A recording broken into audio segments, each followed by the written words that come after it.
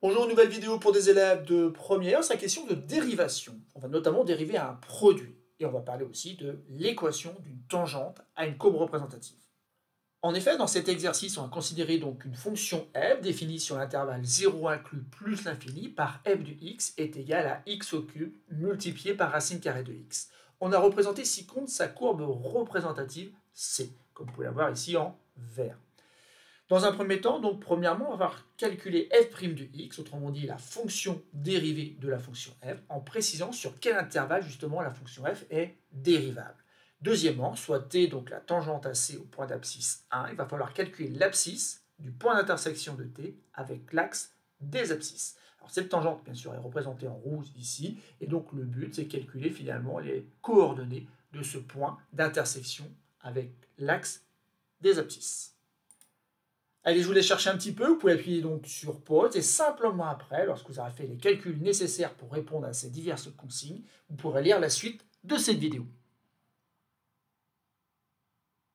Alors, passons à la correction de cet exercice. Et dans un premier temps, donc, il va falloir calculer f' de x. Il va falloir dériver la fonction f. Alors, première chose à faire ici, c'est de regarder dans quel cas on se trouve. On se trouve finalement dans le cas d'un produit. En effet, on a la x au cube qui est multiplie racine carrée de x. Et donc ça, déjà, il va falloir faire très attention.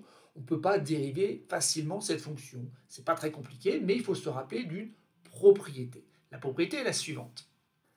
Si u et v sont des fonctions dérivables sur un intervalle i, alors la fonction qui s'écrit comme le produit u de x multiplié par v de x, qu'on note aussi uv, est dérivable sur ce même intervalle i, et en plus on sait calculer la fonction dérivée. La fonction dérivée de cette fonction est tout simplement égale au produit u'v plus uv'. Alors c'est une propriété qu'il faut connaître par cœur, car en effet ici c'est le seul moyen que l'on a d'obtenir rapidement donc la fonction dérivée.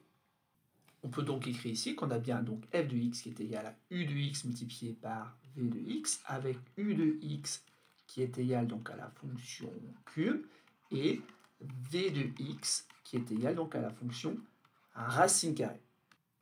Or, cette fonction cube est, on le sait, définie sur R tout entier, mais aussi dérivable sur R tout entier, alors que la fonction racine carrée ici, c'est plus embêtant, elle est définie sur 0 inclus plus l'infini, mais dérivable sur 0 exclu plus l'infini.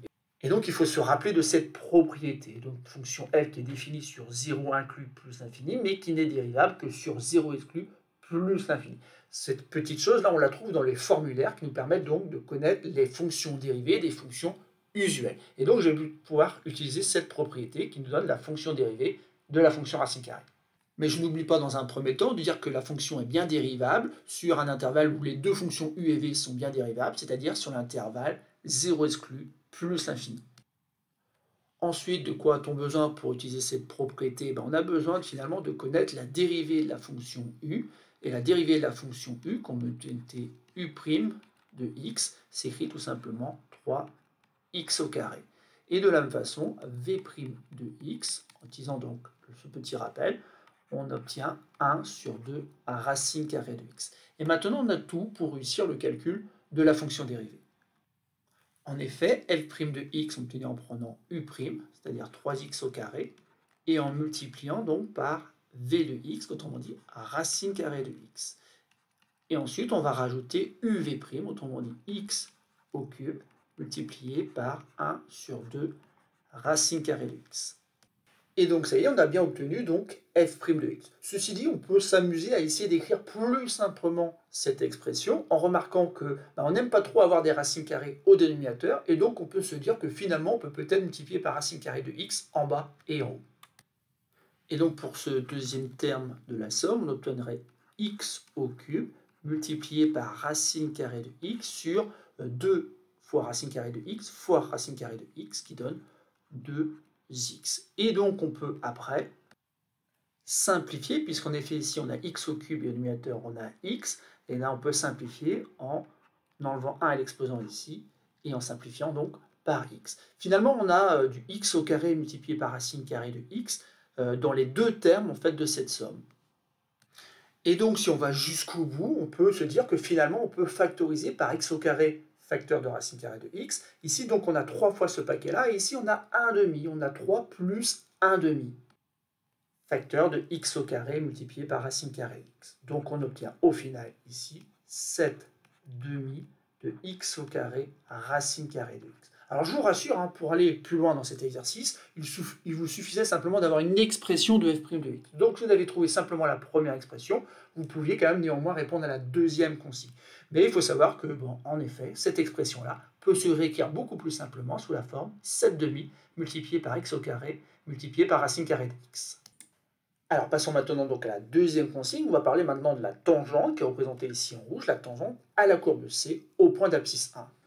Et donc dans un premier temps, bien sûr, on va essayer de trouver une équation de cette tangente puisqu'il nous faut calculer donc l'abscisse du point d'intersection de la droite T avec l'axe des abscisses. Donc il faut se rappeler d'une propriété.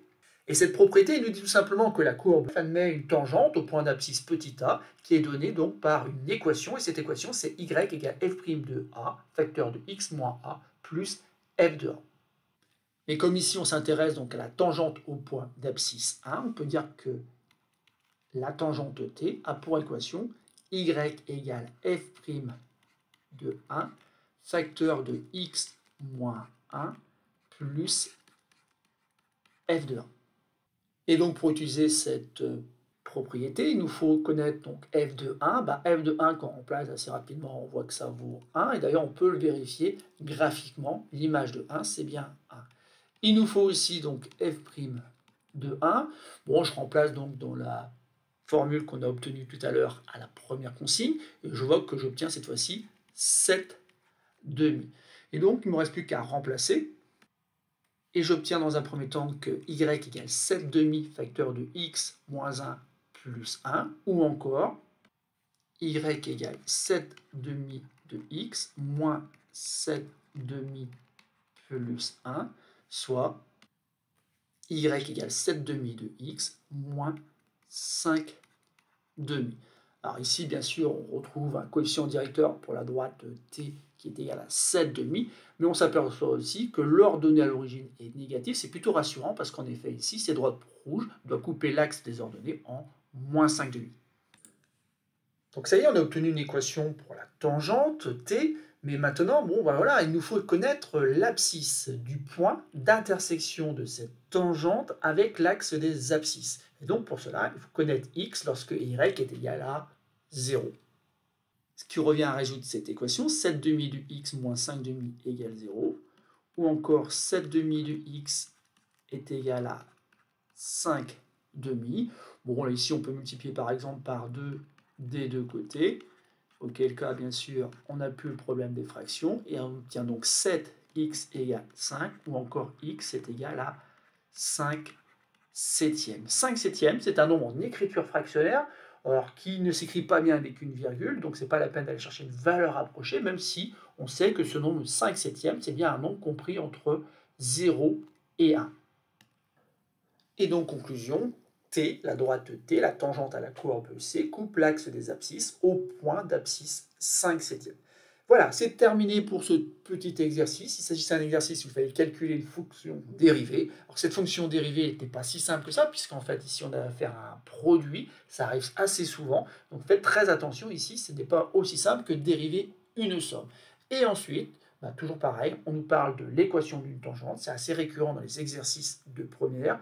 Et cette fois-ci, il fallait donc calculer l'abscisse du point d'intersection de cette tangente avec l'axe des abscisses. Voilà, c'est terminé pour cet exercice.